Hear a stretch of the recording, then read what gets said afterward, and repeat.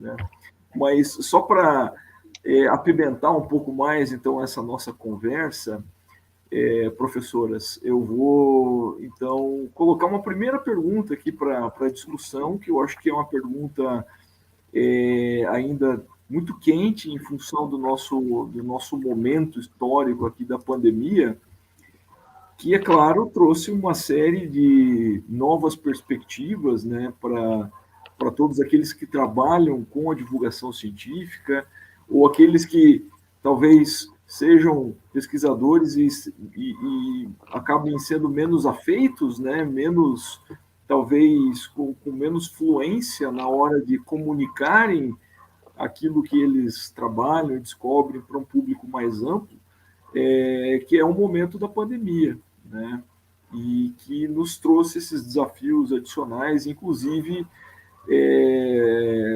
trouxe para talvez uma dimensão agora de mais utilização, né, recursos aí, como é o que a gente está utilizando aqui, como a Ana mencionou, né, na fala dela. Então, a pergunta que eu faço como que vocês analisam, né, esse momento histórico da pandemia, né, de Covid-19, que obviamente foi um momento terrível na nossa história, né, com mais de 680 mil mortes só no nosso país, milhões aí de indivíduos com sequelas. Então, como que vocês veem esse momento histórico da pandemia agora com os contornos da comunicação e da divulgação científica? Como que vocês enxergam esses impactos e talvez qual que é a eficiência que a gente pode atingir e melhorar ao longo desse processo que a pandemia nos ofereceu aí como desafio? O que vocês acham? Posso começar, Ana, ou você Pode, começa? manda ver, Regiane. Então tá, vou começar aqui.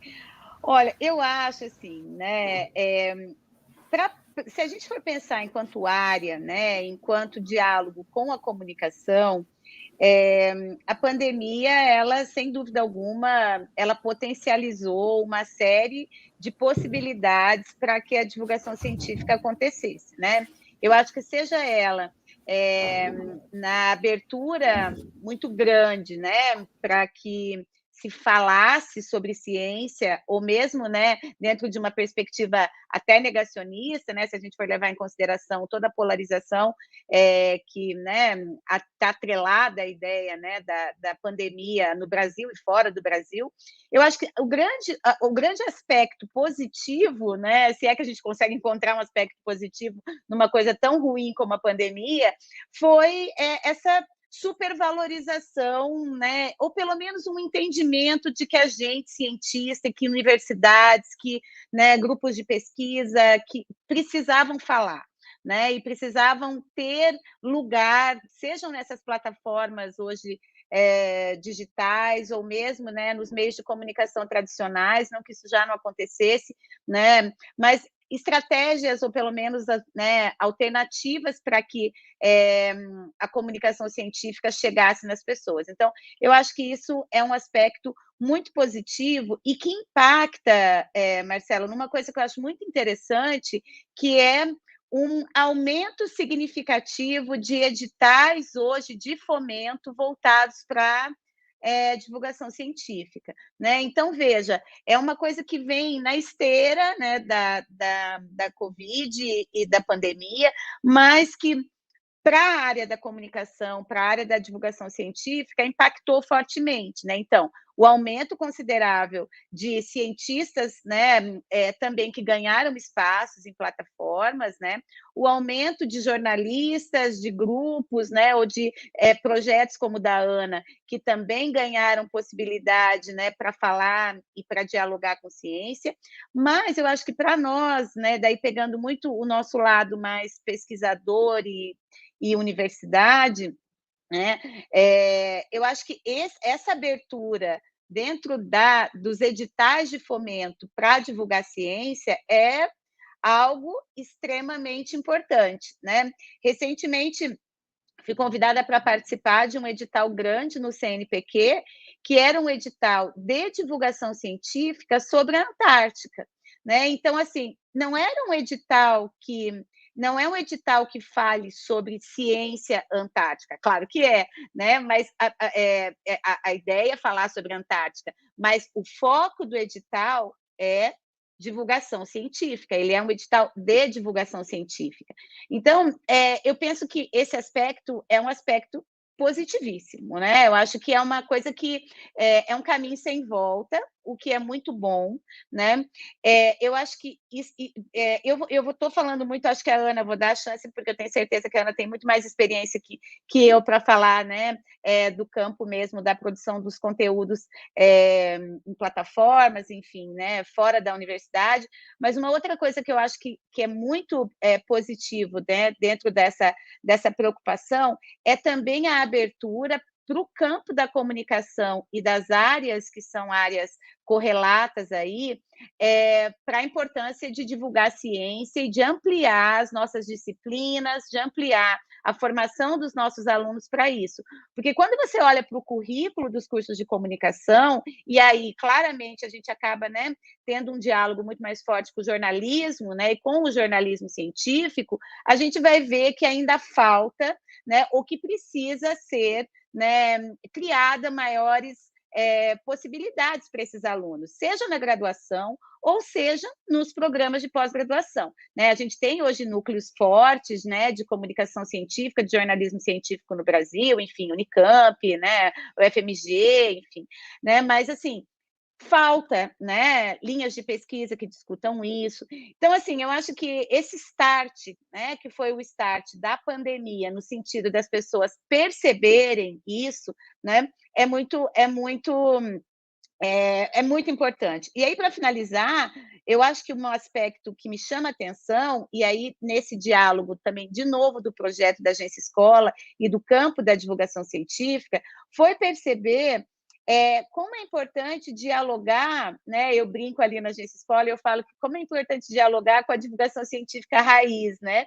Que é aquela divulgação científica que já está aí, ó, há um tempão, né? Que são projetos incríveis que são feitos, assim, né? Projetos mesmo de educação científica, né? Grandes projetos de museus itinerantes, de feiras, enfim. E como é interessante dialogar com esses projetos no sentido de desmistificar um pouco também os meios de comunicação, né? Porque tem uma coisa assim, não sei se eu quero, né? Ou assim, né? Tá bom, é importante um fio no Twitter, mas assim, né? Importante mesmo né? O corpo a corpo, enfim, né? Então eu acho que essas são algumas das coisas que me chamou a atenção na experiência da pandemia e na experiência da agência. Legal. Posso? Pode, Ana, pode. Não. O processo da pandemia, ele evidenciou assim, algumas interconexões entre áreas, né, ao meu ver, que a gente só achava que estavam separadas. Né, especialmente, né, a ciência, a comunicação e a política, especialmente no Brasil, né, vamos falar do caso específico do Brasil. O negacionismo, né, que a Regiane estava apontando, acho que foi o pivô central dessa questão, não apenas a pandemia, mas especificamente no caso do Brasil, um processo político de negacionismo da pandemia. E essa evidência, ela essas interconexões, né, elas vão sendo evidenciadas, vão sendo reveladas a partir desses choques, né? A gente tem uma gestão que não dá conta da pandemia, e a gente tem várias, né, comunicações negacionistas, ao mesmo tempo cientistas tentando desesperadamente, né, transmitir uma informação que dentro da ciência é muito clara, e aí toda essa rodinha ela se tornou essencial, e aí que a gente começa a perceber de fato, né, a importância e a relevância da comunicação científica e da divulgação científica, não apenas no sentido de valorizar a ciência, que se tornou uma questão básica, né, para o Brasil, uma questão de sobrevivência para o Brasil, mas também no sentido de possibilitar a permeabilidade, né, entre aquilo que é produzido na ciência e aquilo que é vivido pelas pessoas também no seu dia a dia, né, e que a gente, obviamente, a gente sabe, teoricamente, né, que as duas coisas, elas precisam se interligar, e a universidade é construída para isso, né, entre ensino, pesquisa e extensão, mas acho que o tamanho do buraco só foi percebido durante a pandemia. A gente fala, não, pera, essa comunicação aqui, essa membrana não tá permeável o suficiente, o conhecimento não está circulando, e a gente tem um espaço, e esse espaço é o que permitiu, talvez, o crescimento do negacionismo, né? Claro, daí predado por processos políticos, enfim, tem todo um processo para que isso aconteça. Dito isso, claro, tem outras coisas para a gente explorar. Dentro dessa área que ganhou uma visibilidade muito grande a partir da pandemia. A primeira delas, talvez, seja, e a gente pode voltar nesse ponto depois, as formas de formação, né, e as formas de discurso particulares da academia e da comunicação, que são formas diferentes, e muitas vezes a gente se viu. Isso para mim foi a primeira questão que chamou a atenção quando a gente começou a ter essa a projeção, né, maior de cientistas dentro da comunicação, as dificuldades que a gente tinha de se fazer entender uma parte com a outra, que a Jane contou muito bem, né? Por um lado, às vezes, desconfiança ou desconhecimento dos processos de comunicação, né? E por um lado também, às vezes, a dificuldade de traduzir determinados conceitos ou de entender como determinados conceitos podem ser transmitidos através da comunicação. Então, essa incongruência, sabe, essa dificuldade de encaixar as peças aí se tornou, assim, uma questão fundamental durante a pandemia. Eu acho que a gente ainda está desenvolvendo muitas dessas ferramentas. O fato de estarmos aqui discutindo isso e de termos hoje programas e lugares específicos para a discussão deste tipo de comunicação é um sinal de que esta questão está sendo trabalhada, né? A outra coisa que me chamou a atenção, aliás, tem um desdobramento disso também, que a gente pode voltar depois também, na profissionalização da comunicação científica, como uma atividade, né? E isso também é algo que a gente pode olhar com mais carinho, para pensar a comunicação científica como um rol de ferramentas a serem desenvolvidas. Eu costumo dizer, né, que a comunicação, ela não é um dom ou uma habilidade, é uma profissão, que tem um set de ferramentas que depende, basicamente, dizer que é uma profissão é dizer que depende de estudo e de prática.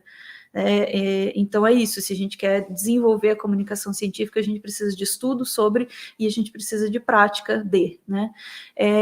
E mais do que esperar que as pessoas magicamente saiam sabendo comunicar, né?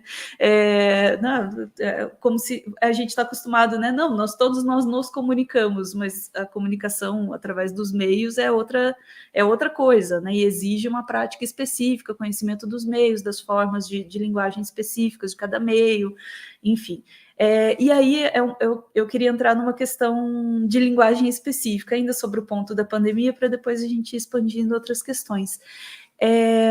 Algo que aconteceu no começo da pandemia me chamou muita atenção no caso do YouTube, especificamente dos algoritmos, né?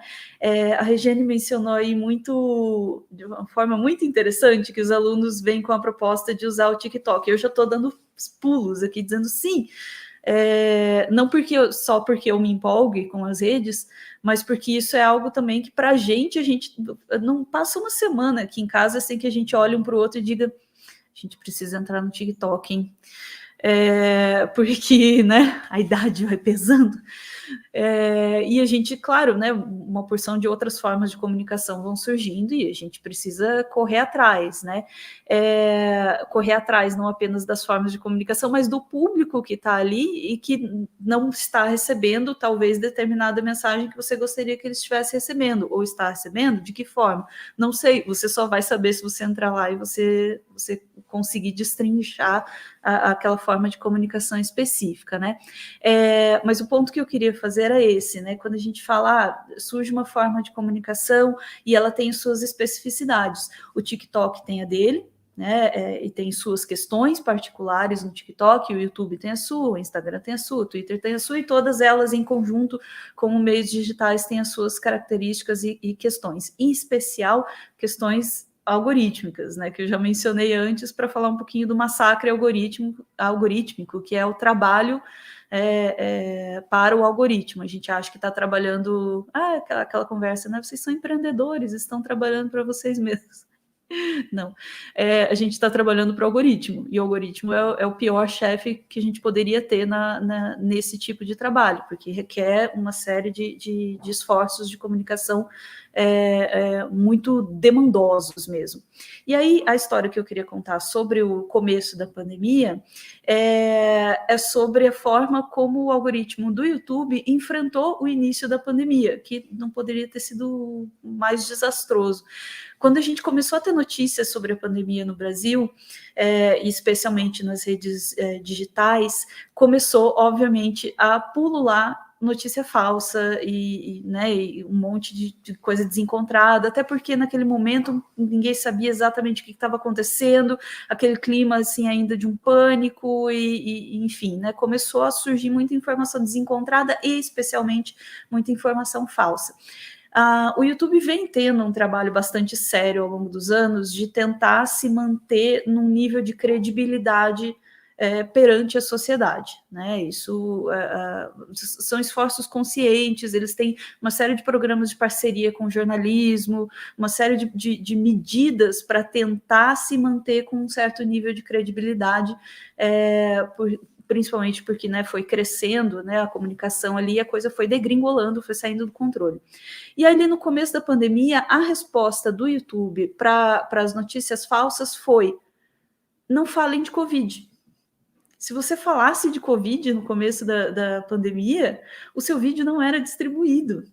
Por quê? Foi um jeito de frear, começou a pipocar vídeo de notícia falsa, então, como freio, eles adotaram momentaneamente, depois a coisa se regularizou, mas usaram esse freio algorítmico. Se você falasse de Covid, o teu vídeo não era distribuído. E olha o desafio de comunicação científica que isso representou naquele momento. A gente se viu num dilema. A gente precisa falar sobre Covid. Tá vindo aí, tá acontecendo, a gente está vendo acontecer, já tá saindo da Ásia, tá pegando, vai chegar aqui e a gente precisa estar preparado. E a gente ficava nesse meio do caminho. Nós vamos falar, mas ninguém vai ouvir. E quanto menos pessoas ouvirem, menos pessoas vão ouvir, porque é assim que o algoritmo funciona, né? Quanto pior o seu resultado, e assim sucessivamente, né? E aí muita gente começou a dar seus pulos para falar sobre Covid, às vezes falar sobre Covid num vídeo sobre outra coisa, tentar dar um olé no algoritmo, né? Ou enfrentar, né, ou tentar levantar a questão num vídeo, mas levar para outras redes. Então, essas estratégias paralelas de comunicação sustentaram muito tempo, e isso, claro, atrasou, eu acredito, atrasou também a nossa discussão sobre a Covid no país, porque é uma lógica, né, de distribuição econômica, né? Muitos canais, eu suponho, tenham optado por não falar de qualquer forma sobre Covid. Esse assunto desmonetiza, não vamos falar sobre isso. Desmonetiza, né? Quer dizer, não vai distribuir, as pessoas não sobrevivem, né, a partir daquilo. Então, é algo a se considerar também, né, o quanto a comunicação científica ela também está ligada a outros interesses, e ela não está isolada, né, apenas como conhecimento científico, apenas como conhecimento acadêmico, mas está em toda uma cadeia de comunicação, de economia, de política, enfim, de saúde pública, e todas essas coisas estão interligadas, né? Enfim, eu acho que tem outras coisas que dá para a gente comentar, mas acho que podemos ir nas perguntas e a gente vai encaixando. Não, eu achei assim, muito interessante essas questões. Eu de fato não me recordava dessa política que o YouTube adotou, e é chocante, né? A gente pensar que de fato eles pautaram, né, o debate público, né, de uma forma verticalizada. Quer dizer, quem precisa produzir conteúdo para sobreviver, de fato, teve que, sei lá, falar de outras coisas que não aquele tema, que é o tema, né, mais ansiogênico, né, mais importante do momento.